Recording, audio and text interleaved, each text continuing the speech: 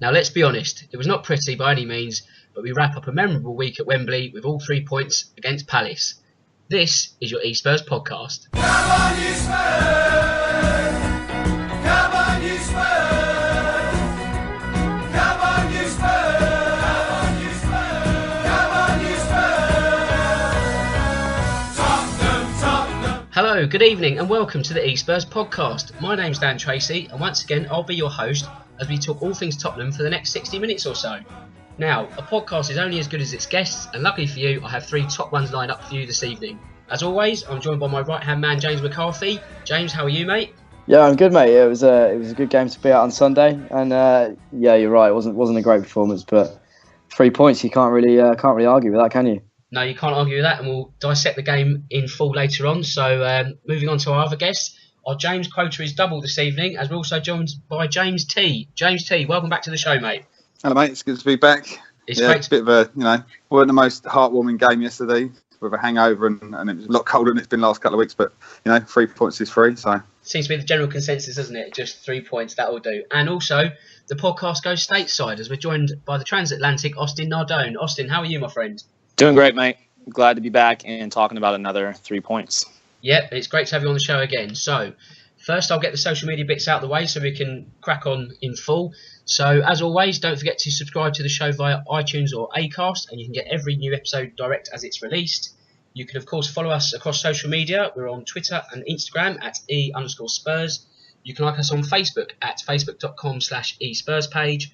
And we're also on YouTube, Pinterest and Tumblr. For all the links to all the eSpurs platforms, just head to our website at www.e-spurs.com. And also, if you'd like to sponsor the podcast, yes, we're getting the begging bowl out early. It's an email to us at e-spurs@live.co.uk. Stick an email subject as sponsorship and we'll go from there. One last thing before we get cracking, there's also a competition that I have to announce. For the next sort of 5 weeks or so, we'll have as many questions in those many weeks. And what you need to do is make a note of each question and the answer, obviously, after 5 weeks. And then on that 5th week, we'll then reveal an email address that you need to ping all those questions over. Answers over, and then you will be in the running for a top prize, which is still to be confirmed, but it will definitely pay to listen to the show for the foreseeable future, and like I say, that kicks off next week, so make a note of that. But now, let's get down to business, and that business, of course, being Sunday lunchtime. Now, a midday kickoff on a Sunday is never anything to get too excited about. I don't think fans, players, or TV companies, for that matter, are all keen on that particular slot. It's a bit of a necessary evil in this day and age, but James M, was this a classic example of points over performance? Yeah, definitely. It's certainly, to drop the old cliche, it's a sign of champions to win ugly, isn't it? And yeah, I think you're right about the old 12 o'clock kickoff. I think a lot of Wembley was pretty subdued at times. We thought everyone's kind of maybe half asleep, a bit hungover maybe. And, and it wasn't really, I say rocking. Wembley's very rarely rocking these days, but it felt very early, I think, and I think it affected the team quite a lot. And I very much doubt the players enjoy playing that early either. That being said, you're right, 3 points, and I think that's been the general consensus from the game afterwards, is that it's 3 points, it's a clean sheet, and we can go on to the next game, and we've managed to counterbalance the teams that have dropped points this weekend. What do you make of 12 o'clock kickoffs? I mean, is there something you can actually sort of, I wouldn't say scientifically, but the fact it is so early, is that to the detriment of the game and the way the players play? Is there such an early kickoff? Does it have like a big bearing on the way the match will pan out? It must do, yeah, because, I think there's somewhere, I've read it somewhere that the players have to eat a certain amount of hours before the game, which means they probably have to get up earlier, and there's a lot to it, and it honestly, it really felt quite early, even for me, getting up and getting there for 11:30, getting in the ground for it. And I think it must affect the players, because it's just their 3 o'clock Saturdays or their 4:30 Sundays. It's just routine, and it really wasn't routine. James T, you were also fortunate enough to be there yesterday. What was the atmosphere like? I guess it was obviously muted compared to Wednesday, or Real Madrid coming to town, but would you say there were shades of the Bournemouth game where it didn't quite really get going until after the goal was scored? It was really similar. I've got to confess, I was one of the hungover people sitting there kind of waiting to be entertained rather than put much effort in, to be honest. I did have a bit of an argument with my brother about it, actually. I was saying, he was saying, the atmosphere's dead, the fans got to get up. But I think sometimes you need the team to get the fans up and going. I think they kind of came out just a little bit slow and laboured. There was a few misplaced passes. But I have to say, I agree with James that the atmosphere in an early kickoff is difficult anyway. Wembley wasn't particularly full, but the team do have to come out and show you a bit before you can get the fans going. There was a couple of attacks, and once that started happening, then the fans did kind of get up and have a bit of a go at it. I just can't stand the early kickoffs. We always seem to get moved around. Like I think we had 4:30 and we went on telly last year, and I think it's a sign of the times with the money that's in it in the Premier League that you could get a kick-off, any time at all. And I don't think it helps the players. It certainly doesn't help us as fans. But I suppose if you want to follow your team, you've got to go whenever it's on. Absolutely. And I think, like you say, it's almost like the necessary evil now. If you want to be a successful team, more often than not, if you're sort of shunted around, it's almost a measure of success, really. No disrespect to say sort of West Brom or Stoke, but most of their games are 3 o'clock because they're not playing in other competitions sort of in midweek and such. So I guess, it's a measure of where we're at. But Austin, the 1-0 win, again, it's a slender victory. Is this something that Tottenham are going to have to learn to live with at Wembley? Is there a secret to breaking down lesser teams? Because it's not something that we've quite cracked yet, although, ultimately we're getting results, but they're not really rolling over teams. It's a question that at T_RayD also asked on Twitter, so thank you for your question. But Austin, what's the answer? Well, I tend to think, obviously you see the likes of bigger clubs that come in and try to play against us, the likes of Real Madrid, was a 3-1 result. The likes of Liverpool was a 4-1 result. So you're right. We have had a bit of mixed bag of results, but I am very, very positive about at least taking results from big clubs coming in. And I think that, the smaller clubs that come in and really pack the midfield, it's just going to be difficult to try and break them down. I think that games like Sunday were screaming out for pace on the wings, and I think at times we're a little bit light in that department. I think if Zaha was playing for us as opposed to Palace, I think we might have had more opportunity going forward to set up more opportunity, because it seems like that commonly is the problem with us breaking teams down, is we don't have enough pace to break down those sides that really seem to frustrate us. But, getting the 1-0 result is still a good result, especially, winning a huge game and a huge confidence booster on the back of Real Madrid, and to come back in your league after losing on the road to Manchester United. I think it's a very good result, especially because United dropped points. Now we're about even in the table again. So, I think it's something that we're going to continue to see, and hopefully we'll start to see a little bit better results moving forward. But I do think that the side was hindered a little bit due to a lot of injuries that we had. James McCarthy, could you make a case that we're having too much possession in games? If you look at the stats against Dortmund, Liverpool, Real Madrid, I think Dortmund and Liverpool was 36-37% each. Real Madrid's a touch over 40. So, we're almost performing better when we've got less of the ball. Is that coincidence, or is there something behind that? I think there's certainly something behind that, in those games especially. And I suppose you can make a case for the Real Madrid game as well. We were so good on the break, and we were so quick at breaking in. And I thought it's exactly what I said when we scored against Palace. I said, I thought the floodgates were going to open then, because the fact that we'd scored against Palace meant that Palace had to come on to us. And then we could have hit them on the counter. And when there's that space for the players like Son and Eriksen and Kane to run into, then we generally play better. And I thought Palace were going to come out and have a lot more attacking.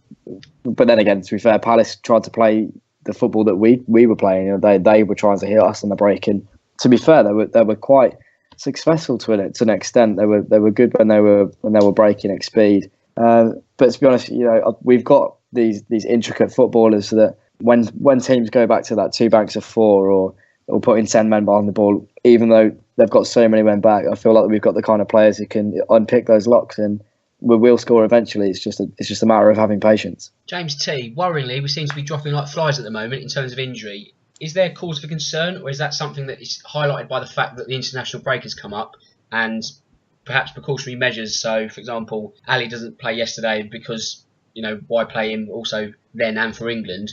Or is it maybe perhaps overexertion for Wednesday's caught up with us? I think there's probably a little bit to do with the international break. We always like to see, players withdrawing from squads, especially as, it's not particularly important games for us. And I think you can kind of get away with withdrawing from squads at this kind of stage, even with the World Cup coming up. We've just come off the back of some really, really tough games and some hard-fought games that have been coming kind of twice a week. So I think there's a little bit of fatigue in there, and a lot of the players that have suffered kind of, Winks probably not so much like a muscular injury, but certainly Kane, Lloris, they've played all of the games and have been quite involved in them. I think it was quite evident yesterday. Kane wasn't anywhere near 100% fit. Danny Rose looked like he really enjoyed his year off, and he was living life to the full because he's still carrying a bit of timber from being injured. And I think that we suffered with that quite a lot yesterday. That usually you see Danny Rose bombing on past their fullbacks. I don't think he's kind of got the pace at the moment to be doing that. I think it's a bit of a worry with the injuries, especially with North London derby coming up. However, having said that, we have got a strong squad this year, despite people saying we lack a little bit of depth.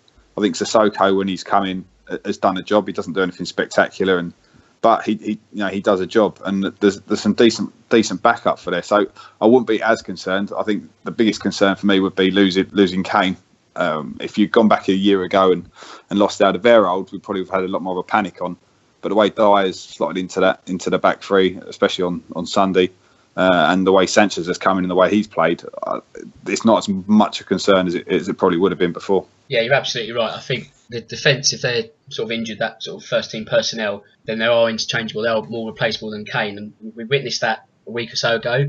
And that leads me on to the next question. Austin, some may have come in for some criticism. Okay, perhaps criticism is not the right word against Man United, but you could perhaps question the decision to start him ahead of Fernando Llorente, especially away from home. But he was certainly the hero of the hour yesterday, and it sort of slightly dispels the notion that we're not just a Harry Kane team. Yeah, I mean, I think Son is a fantastic kind of like false nine. He's not my first choice all the time. I tend to think that it would be better to start him maybe off of the bench, because I feel like when he runs at tired legs is when he is most useful.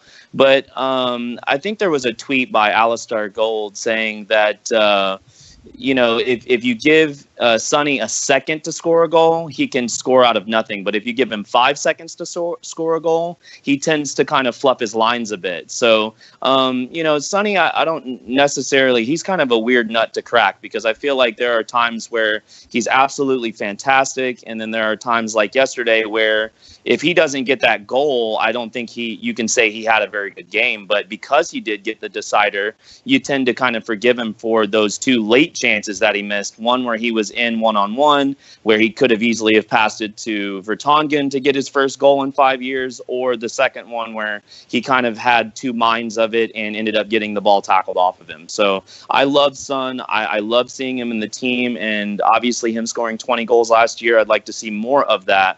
But I don't know necessarily if he's best used off the bench or in the starting lineup. I guess we'll just have to wait and see. Yeah, I mean, I've put in my notes here that you're exactly right, Austin. His decision-making, when he has to make a decision, is quite poor at times. But when he has the sort of flashes a shot, as we saw yesterday, he does brilliant things. But when he has too much time to think, he'll sometimes makes the wrong decision, which can be frustrating. And thankfully, we wasted chances and we weren't punished for it yesterday, because at 1-0, and we had 2 chances to make it 2 or even 3-0. Had they gone down the other end, it could have been a different story, but thankfully it wasn't. That said, he had become the all-time highest scoring Asian player in the Premier League, and all those goals have come at Tottenham, so I guess hats off to Heung-min. Well done. But James McCarthy, Gazzaniga was drafted into the first 11 at relatively short notice yesterday, and there's a bit of a third choice goalkeeper. But Glenn Hoddle said he was the man of the match on telly. Was he as good as that? Personally, I didn't think he was the man of the match. I thought Jan Vertonghen was absolutely immense yesterday, and I think he just carried on the form that he has all season. He turned into a real luxury and a real Rolls-Royce defender. That being said, Gazzaniga, he kept a clean sheet on his debut, and he made some really, really important saves, especially the ones from the corner. I think he was brave in the first half when he went up with Sacco. For me, the one where Zaha went round him was the only kind of dent in that, I thought. But to be honest, I feel like I might be comparing him to Lloris here. And when that ball comes through, you think Lloris is going to be off that line so fast because he's so eager to get off his line. And Gazzaniga probably isn't the same kind of goalkeeper as Lloris. And so maybe we were expecting something that isn't realistic. He kind of hesitated rather than bolting straight out and getting rid of that ball. He kind of was back on his heels for a split second, and it was very, very nearly costly. But yeah, you can't knock him. He hasn't conceded a goal on his Premier League debut. I suppose that makes him the joint most successful goalkeeper of all time. So we've got in the same breath of saying congratulations to Heung-min, and let's say congratulations to Gazaniga as well. Congratulations all round. And funny enough, James, actually, in my notes in front of me, I've actually put Jan Vertonghen, a Rolls-Royce defender. So it actually leads me on to the next question. I'll have to mix up a bit. But James T, if performances continue like that, could we be looking at sort of Ledley King territory for Vertonghen? Definitely. I put him as my player of the season a few weeks ago on the podcast so far. Yep, I think he's stepped up, and where you used to see a little bit of like niggly at other teams and other players and a little bit of lack of concentration, that's gone from his game now. And I think what helped him was he signed that contract, and it was kind of now his last contract. There was no more playing up for hoping Barcelona was going to come in. He's kind of got down, focused, and I think probably the experience he's got now, and he's probably must be one of our longest serving players. He's just started to perform week in, week out to a consistent level, and I can't remember the last time he had a bad game or I saw someone get a beating of him. And one thing for him is just having that extra bit of focus has for me just made all the difference. And again, planning the back three, I think it gives the centre halves a little bit more cover to push on. He looked quite threatening against Palace when he pushed forward, and he has done this season when he pushes out of defence and gets into the midfield. And I think planning a back three has actually helped Vertonghen, Sanchez and Alderweireld all to improve their games and step up again. You could say perhaps that Vertonghen was like an unsung hero, but now I think his performances have been so good that he's come to the forefront, and I think every accolade he's got over the last sort of few weeks or months or whatever has been truly deserving, and I just think he could get even better. He's just looking incredible, and like we sort of said minutes ago, that if Alderweireld's out for the North London derby, it's not quite the end of the world anymore, because Vertonghen has not just stepped up, he's gone almost like the extra mile at the moment. So things look good in the defensive third, certainly. But James T, I'll stick with you quickly. Going back to Gazaniga, very early on, Palace had a slightly penalty shout where sort of a flailing arm on Mamadou Sakho. Anything in that, or is that one of those situations that the referee just never going to give regardless? I don't think there was anything in it. So I didn't know what to make of Gazaniga. I was a bit nervous for the game, and then he came out and clattered Sakho and missed the ball, and I thought, oh no, this is going to be a long game. Then there was a good save from a Palace corner or a Palace cross where they stood it up to the far post. Yeah, it was Scott Downhead. Oh, right, mate. Yeah, that's right. Yeah, and I thought, oh, no, maybe we're going to be okay here. And he came out and took a good cross. And then later on, obviously, he started to come for Zaha, then changed his mind. And then, as a goalkeeper, you either go or you stay. If you do the half ground, you end up like he did, kind of just chasing behind Zaha. You actually had an open goal and managed to put it wide. I don't know. It's too early to say. He just had shades of Gomez to me. Sublime to ridiculous. One great save, and the next minute he's kind of flapping about all over the place. I certainly don't think it was a penalty. Sakho made a right meal of it for the size of him. I can't believe how long he spent lying on the floor. I know he got a clump off Gazaniga's wrist, but I can't believe it was that bad. But yeah, certainly not a penalty. It just looked to me like a goalkeeper that had come for a ball he was never really going to get, and just kind of luckily we got away with that one. As backup, I prefer Vorm, I think. Yeah, I think the jury's still out for me. I mean, we shouldn't sort of moan too much because obviously clean sheet, 3 points, great. But you're right, there are sort of glimpses that made you feel a bit uneasy at times. But again, he is a sort of younger goalkeeper compared to the two that we've got ahead of him. So you don't really get experience about the game time. So it's sort of you're damned if you do and you're damned if you don't. But one final question about the standing goalkeeper yesterday, that goes to you, Austin. And James sort of touched on it, was the open goal from Zaha, or the not so open goal, shall I say. But how much credit does Gazaniga get for that? Or is it a get-out-of-jail-free card because Zaha should have just scored, really? Well, I mean, I feel like if it was an open goal and he wasn't being chased, he probably would have put it away comfortably. I mean, he did kind of have to make a decision at the last second there, but Gazaniga was well behind the play. I mean, it seemed like Zaha was pretty much past him. I think Zaha could probably have even afforded himself another touch to really get himself square and put that away maybe with his left foot, because it seemed like he kind of snatched at it with his right foot and put a little bit kind of the wrong spin on the ball, and then it ends up wide left of the far post. So it's kind of a questionable bit of technique from Zaha more than anything, but I think that you got to give credit where credit's due, where the keeper at least did come out and make him make a decision at the last second. I was a goalkeeper growing up, and I was always taught where, to at least make yourself big and make it harder for the player to make the play. So I think he did his job, and I think he actually had a fantastic game. I know that he had a few shaky moments, but to make 3 or 4 really big saves, and one of them I would say was even world class, the one off of the corner, that one-handed save, to not only keep it out with one hand, but also to keep it in kind of his area where it wasn't rebounded to another player, was fantastic. I don't know if I'd like to see him as often, but that's more because Hugo is so fantastic, and I do actually rate Vorm as well. So, but having said all that, I do think that he played a fantastic game, and I do think he deserved man of the match. I think that the only reason that maybe another player didn't get it, I feel like if Vertonghen may have scored the goal that if Sonny had assisted to him, then he could have been a shoo-in for man of the match. But I was quite impressed with a keeper to come in, to not know about it until the night, the very next day, and then come in and play a good game was quite impressive. And James McCarthy, a bit on Palace, their game plan yesterday, was it just to frustrate Tottenham, take advantage of any potential hangover? I mean, it didn't quite work because obviously we came away with a win, but any credit for them yesterday? I thought they had good moments, yeah. I thought, what I was saying earlier was that I think Palace, they've got the weaponry to probably keep them in the Premier League. If you look at their squad, there's certainly some players in there that aren't Championship quality and are definitely good enough to get them out of the bottom 3.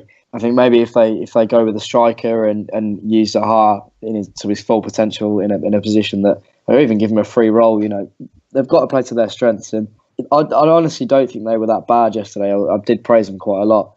They left a lot of men behind the ball. We knew they were always going to do that, but then they used the assets of Zaha's pace and Townsend's pace, and eventually Sakho's pace when he came on at top. And it frightened us at times, but they're in the situation they're in for a reason, and I'm pretty sure they'll turn it around at some point though. Well, I think they've got to stop, their 8-game losing streak is going to catch up with them eventually, because what you've got to remember is that they're going to have another lull. They're not going to sort of go on this amazing sort of run and pick up points where everyone else is dropping them. They are going to hit, a period like a bleak midwinter where it's going to be another sort of 4 or 5 games without a point, and then they're going to be in a real mess. So, I think yesterday would have been a building block for them to sort of just get some points on the board, especially going into the international break. But their plan was foiled, and it's going to be a tough 2 weeks for them to sort of prep for their next fixture. But that concludes our first half of the pod. We'll be back with a whole raft of listeners' questions actually after the break. So don't go anywhere, and we'll be back very shortly. So, welcome back. I hope you've done all your stretches, had some Lucozade, because we're going to go straight into the second half. And like I say, listeners' questions. The first one comes from Samuel Forrell, and he mentions Wilfried Zaha. He asks, would you facilitate, if possible, Wilfried Zaha coming in January and Nkudu going out in the same month? If so, what would be a reasonable price for the Ivorian? That goes to James T. I would 100% like to have Zaha. I'd be quite happy to drive Nkudu wherever he wanted to go. I still think he thinks he's in the hotel room in London waiting to be signed. He's never really been an upgrade on what NG did. I'm not that he's had the most amount of game time. I think what you see with Zaha is a player that's infinitely talented. He's shone in what has been a pretty poor Palace team. The one criticism you could probably level at him is that his final ball sometimes, or his, as we saw on Sunday, he's the chance to score the goal. He could be a little bit more clinical, but to get him working with someone like Poch and playing in the team with the quality that Spurs have got, I think he'll get more chances. His pace and his trickery is really good, and he works hard for a team. You could see him working hard in a Tottenham team to get the results and close down defenders. I really like him as a player. One thing I think would be good for him is that he's already done the big club thing. He's been to Man United, it didn't work out. Fair credit to him. He's committed himself to Palace. I think last year he signed another 5-year contract with them. I really think he'll do well. And just as Austin touched on earlier, one thing we do lack is that pace out wide, like going forward.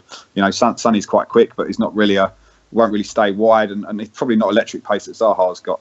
And I think in certain games we need that. On Sunday against Palace, Hodgson, I was slating him a few weeks ago, or a month ago or so, on the other E-Spurs podcast, that it was a bit of a backward step for Palace, but he got a decent game plan. I mean, they could have been 2-0 up before we scored yesterday.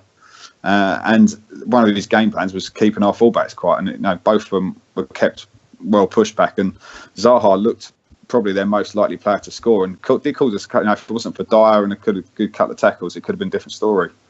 In terms of price tag, Palace are going to, with him on a 5-year contract, I think you're going to be looking 35 million, I would say, in this overinflated market. But yeah, I'd certainly welcome him at Tottenham. I think 35 million would be a snip, to be honest. I think you'd have to sort of temper that slightly, but I can't physically see Palace selling him in January because they've got any aspirations of staying up. They need probably their best player they've got at the moment. I think to sell him then would be suicidal. Should they get relegated come May, then I think, crack on. I think that you could see that becoming quite a realistic prospect. But I think just right now, Samuel, we might just have to wait sort of towards the end of, to next summer, unfortunately. But I don't rule anything out. More questions coming up now. They're kind of going thick and fast. So Tom Woodley Marshall asks whether or not Eric Dyer's future is at centre-back or centre midfield, or perhaps due to the fluid nature of our playing style, is it a case of not holding him into one position? Austin, that one goes to you. Realistically, Dyer's fantastic at both. I think I would probably prefer him in the center defensive midfielder because I do prefer his attacking ability maybe to the likes of a Sissoko.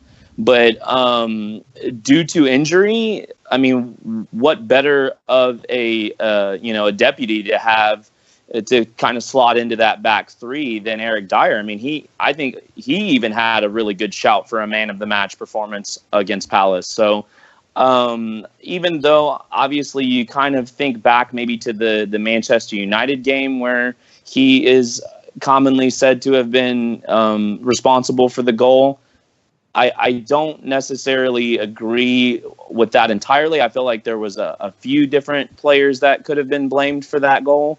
But, I think he's great at both, but I would probably prefer him in the center defensive midfield because I do like him as an attacking option moving forward. And James McCarthy, by extension of this question, regular listener Ray Grit also asks whether or not Eric Dyer is underrated. Oh, absolutely. Yeah, I think Eric Dyer is one of the most valuable players in the world, and that is because of his versatility. It would be very rare for you to be able to find another player who can play centre midfield and play centre half and play right back as well as Eric Dyer does. I think he's so valuable to the team. He plays the role of 2 or 3 players, and he also plays it very, very well. There's not a chance that there can ever be an England squad without Eric Dyer in the time that he can play for them. I think Eric Dyer is probably one of our most important players. I'm possibly Eric Dyer's biggest fan. Whether he's better as a centre half or better as a centre midfielder, I think he's absolutely quality in both positions, and so we're really lucky to have him. And he is definitely probably the most versatile player in the Premier League. And James T, going back to transfers again, at Hasper92 asks whether we'll sign anyone in January, keeping in mind the amount of returnees we've got still to come into the team. Generally, in January, we don't tend to dip into the transfer market. Pochettino knows how difficult January is. For Zaha, prime example, as you said, he's on a contract. They won't let him go in January, especially not for the money that we would probably pay for him. You have to wait till the summer. I can't see us strengthening unless there's someone available, possibly Ross Barkley, depending on their managerial situation. Other than that, I don't think there'll be much in. The only chance we get, as I said, is if someone comes available who will improve the squad. Other than that, I think we're probably pretty set. Austin, yesterday you could say that the spine of the team was weaker due to the injuries, but does our squad now look much stronger? Yeah, I mean, absolutely. I think normally Tottenham probably would have either drawn the game yesterday or even possibly lost points. But I mean, with the likes of so many, injuries like Alderweireld, Hugo Lloris, Michel Vorm, and Dele Alli all being out, and then during the game losing, Harry has to come out early, and by Harry I mean Harry Winks. And also, I think Harry Kane gets brought off later in the game just due to, fatigue. So for me to have said all of that and to still have come out with the 3 points, and for our wing backs to both be really kind of that weird question where we all kind of ask, like, who's better? Is it going to be Rose and Aurier, or is it going to be Davies and Trippier? And I thought that Trippier would have probably been licking his chops in a game like yesterday, because we really kind of needed his pace and his precision of pass on the wing.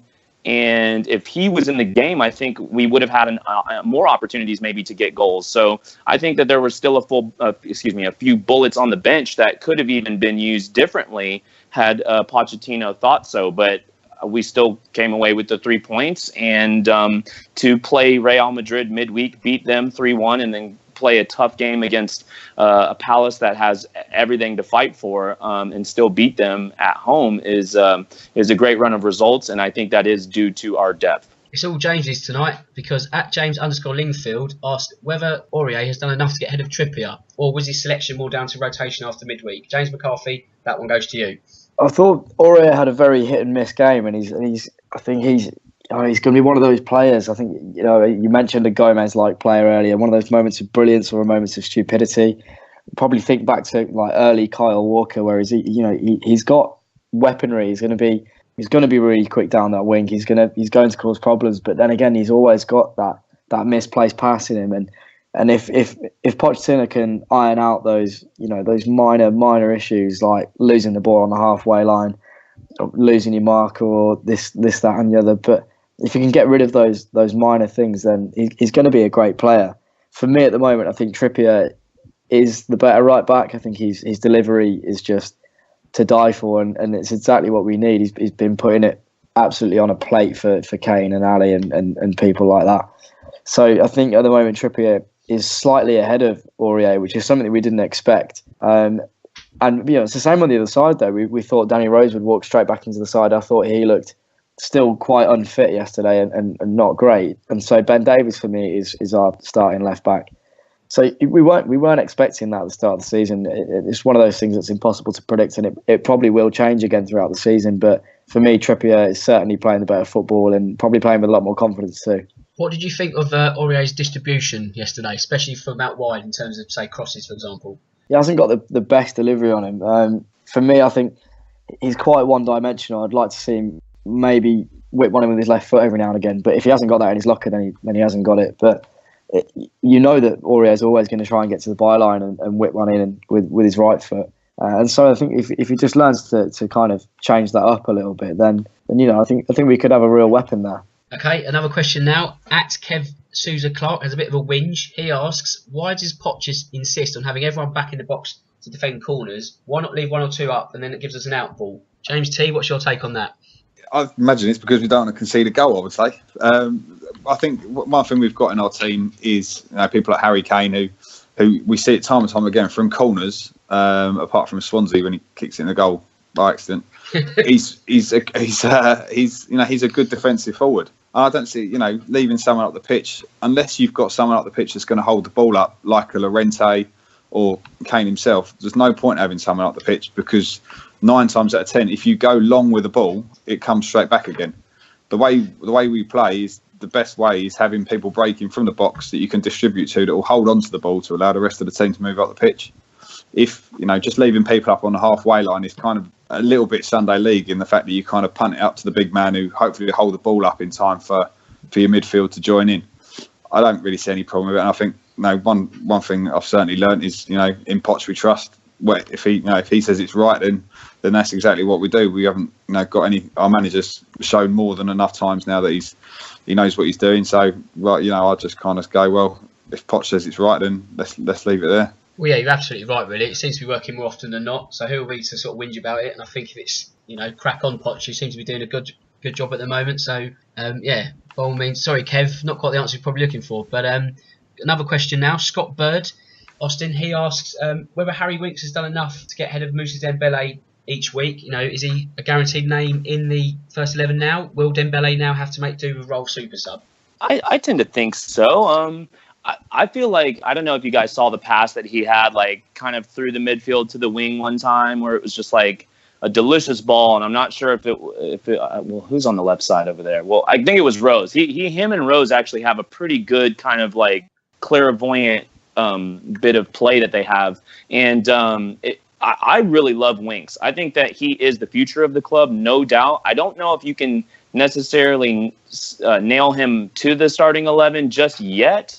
I do tend to like Dembele's strength in midfield, especially against bigger kind of opposition, guys who might bully him off the ball. But you've even seen the likes of Winks come up against, Real Madrid, where he's bossing it against Modric and Casemiro and Isco and some of the top names in the game. So for him to be able to do that, not only on the road at the Bernabeu, but also at home, I think is a big statement. And I do see Winks becoming the starter over time, but I think it's going to be a bit of, we'll have to wait and see who we play before you can make that kind of a decision. But so far as his vision and his passing goes, I think he is maybe a half step better even than a Dembele, because I think Dembele kind of, his play is keep the ball, move the ball side to side, control the game, control the pace, whereas Winks is go forward, bomb forward, constantly look for the forward pass, and set up good play. So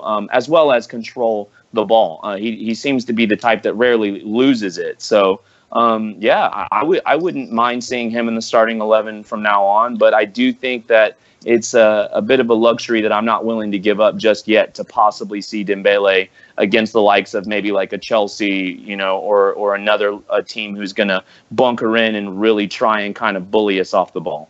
Yeah, because myself and James, we were talking about Dembele on our Thursday recording, and I think it's the fact that it's not due to one player better than the other. I think it's just Dembele's body is starting to let him down, and I think we might have to just get used to the scenario where he can only play 30 minutes here, 20 minutes here, as we're sort of witnessing already this season. But James McCarthy, going back to Harry Winks, the Barcelona scouts were reportedly in attendance on Wednesday, and they're already dubbing him the mini Iniesta. I guess the sky's the limit for the player, but could you one day see him in a Barcelona shirt? I think it's a genuine possibility. Yeah, he's certainly that kind of player. It's that kind of, and I think that's why we're so impressed with him. He's kind of in that Spanish mould, that the kind of slow build up, but really intricate little passing. I think he'd fit in really well.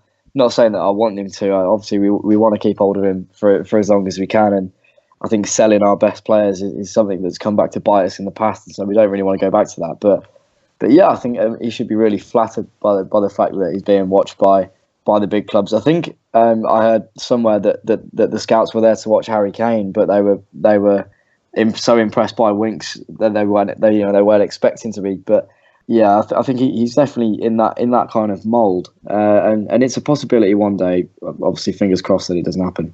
Yeah, I mean, if it is going to be one day, let's hope it's a long, long way away. I mean, I certainly don't want to be selling him anytime soon, and I can't really see it happening just yet. But another player, Austin, Danny Rose, James T touched on it earlier, sort of edging back into the team. Didn't really put up any trees yesterday, and I think you can make the same case for Llorente when he came on. But are they in that situation where they're just going to have to, they can't get up to speed until they get the minutes, so it's just sort of a bit-by-bit process to finally get to full match sharpness. But at the same time, Rose has been out for God knows how long, 9 months, whatever, but Llorente still looks like he's running in treacle, doesn't he? Yeah, I would say that because of Poch's rotation with the wingback system, you'll see Rose feature a lot more often than Llorente, which is kind of scary because you see how Kane is starting to take on a few knocks, and obviously he's the biggest and most important piece in our club, being Kane. So I think that you'll probably see Danny Rose start to, and I did think he looked a little bit more fit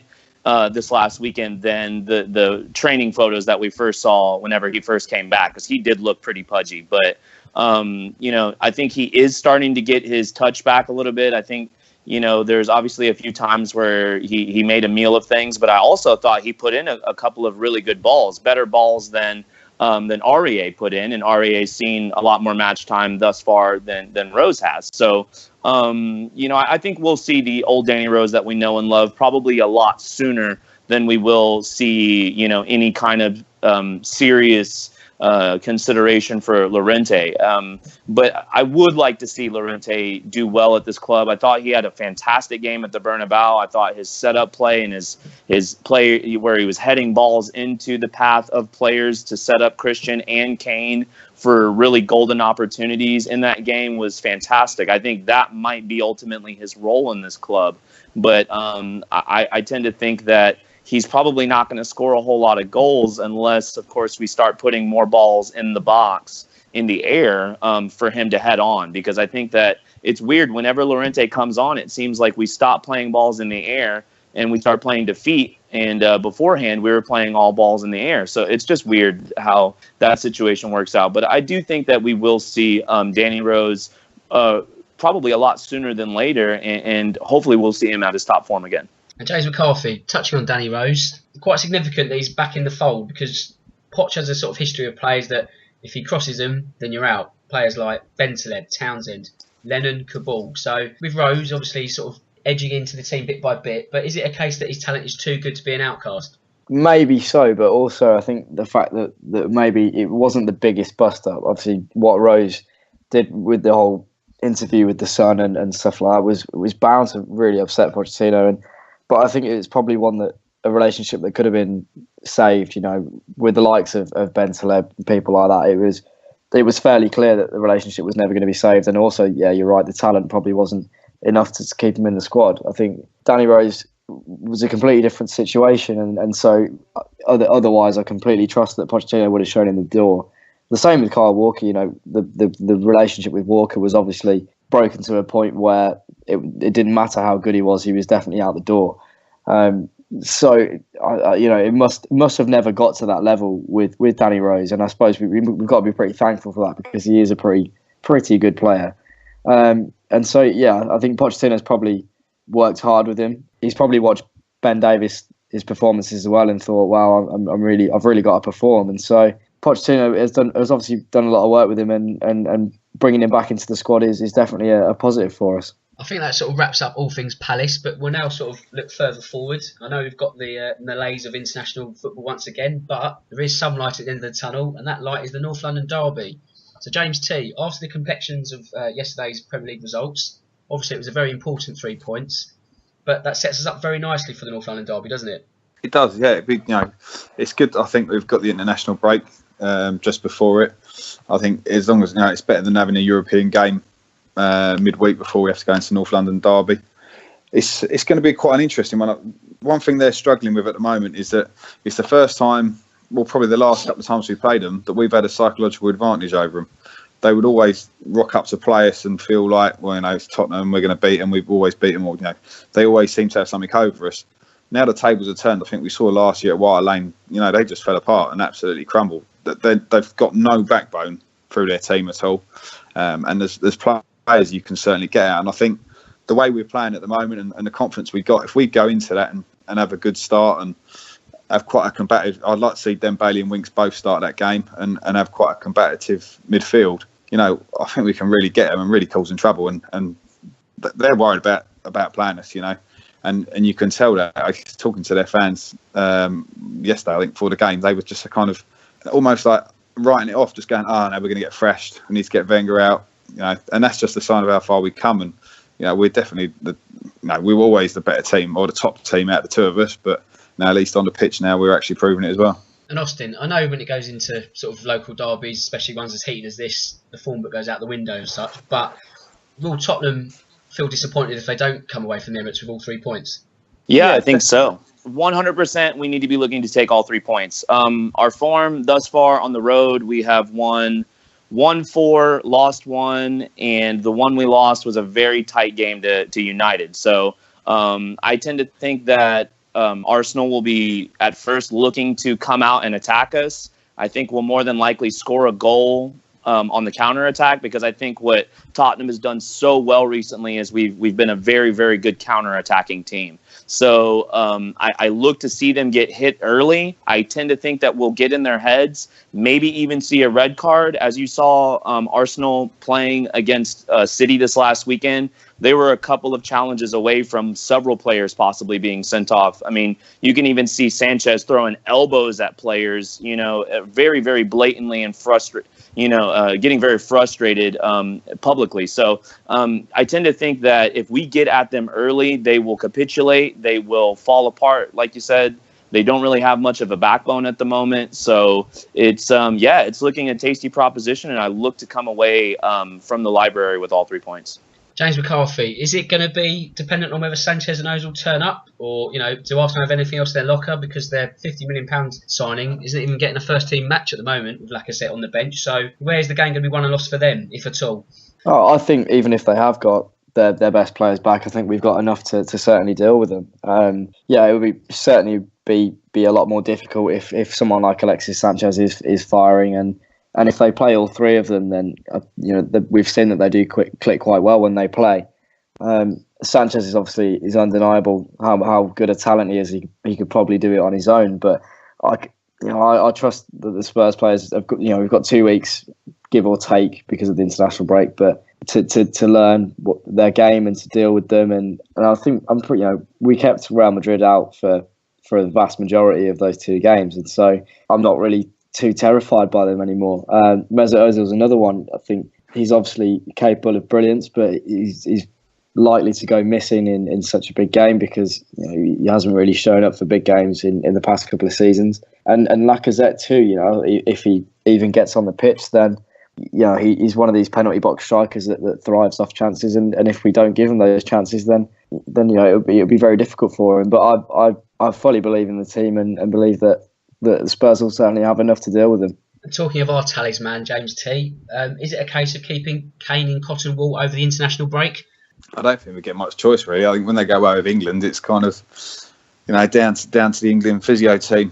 Kane's not one of the kind of players who'd ever pull out of an England squad. I don't think, even if he's kind of three quarters fit, he'll still want to go and join in. We've just got to hope that Southgate doesn't play him for the 90 minutes, and that he can get through his training sessions, and hopefully I'd rather see him play the first game and then just kind of be looked after for the rest of it. That we can just keep our fingers crossed. I think we're obviously, as you would be, a weaker team without Harry Kane in it. As you said earlier, Llorente, he's not the quickest and he's not the most mobile striker. He's got a good touch, but he's never going to close down the defenders like Kane or get involved as much as Kane. Let's just pray all week that nothing happens to Harry Kane. Can you see Poch and Southgate having some dialogue in the background? So Poch having a sort of quiet word and saying, "Look, don't overexert my players." Yeah, I think there's always the conversations that go on.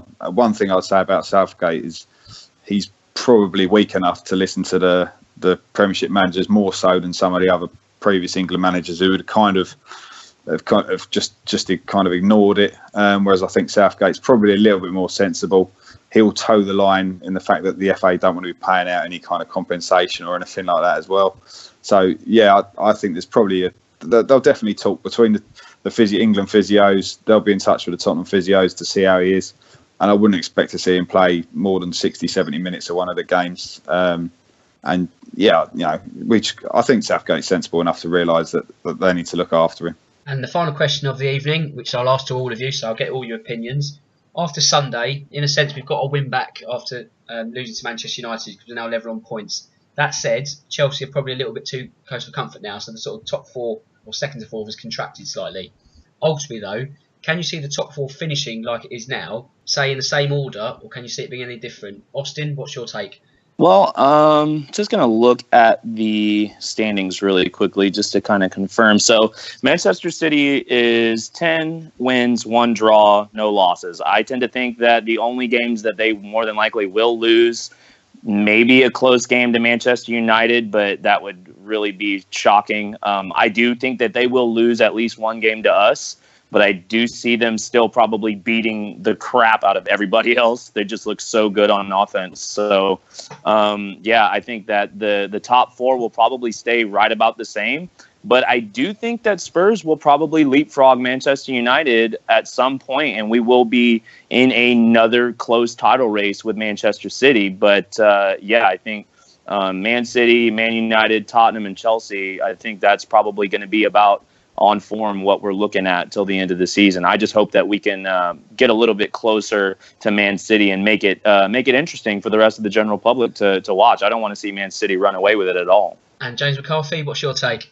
Yeah, I think I'd be quite happy if the Premier League table stayed this way, but I can see us certainly leapfrogging Man United. I think when they come to us, I think we've got enough to beat them. We were unlucky this time round to lose to them even. I think when Man City come as well, I think there's a chance that we could probably cut the gap on them. and Chelsea, having watched them yesterday, I think they're going to tire throughout the season, and they're going to run out of steam at some point too because of how thin their squad is. For me, City are probably just out of reach, but that second spot, I think we're certainly favourites for. I think we've got enough firepower to see us above United and Chelsea. But another second place finish would be absolutely brilliant, considering that this year I would have been very much just happy with the top four finish with us playing at Wembley, with the whole Wembley curse, etc. We were just talking about just getting back into the Champions League, that being the main priority. And now we're still at Wembley, but we're talking about maybe even assaulting Man City. A third place finish I'd take that now. I'd snap your hand off for that now, 100%. But I think that second spot can certainly be ours, and then we can be crowned the best of the rest if City are going to run away with it. And James T, I asked exactly the same thing. Well, James has stole my thunder. Will Tottenham be the best of the rest come the end of the season? Yeah, I do. As James was spot on, if someone had said at the start of the season you're at Wembley, but you're going to get third place, I'd have taken it all day long.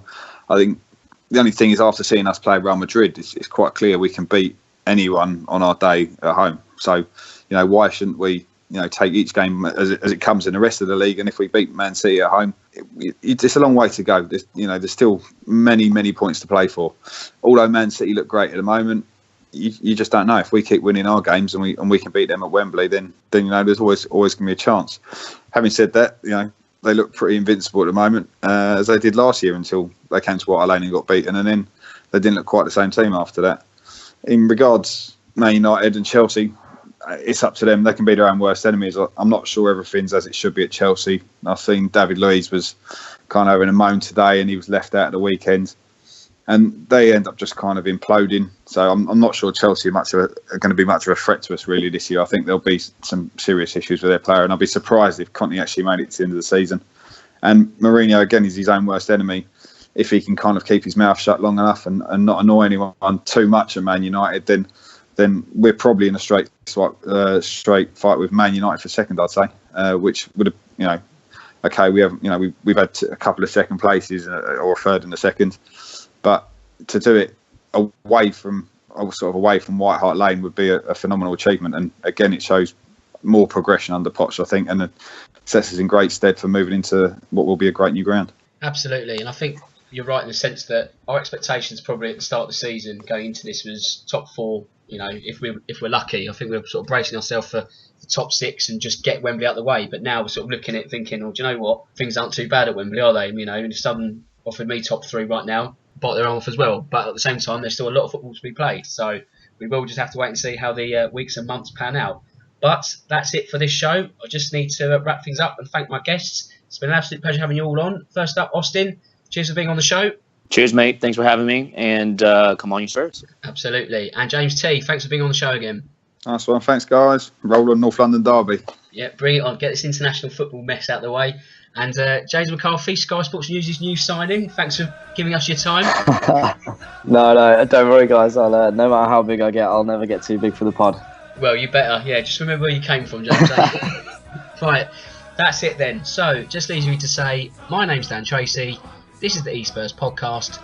Until next week, good night. Tottenham, no one can stop them. We're gonna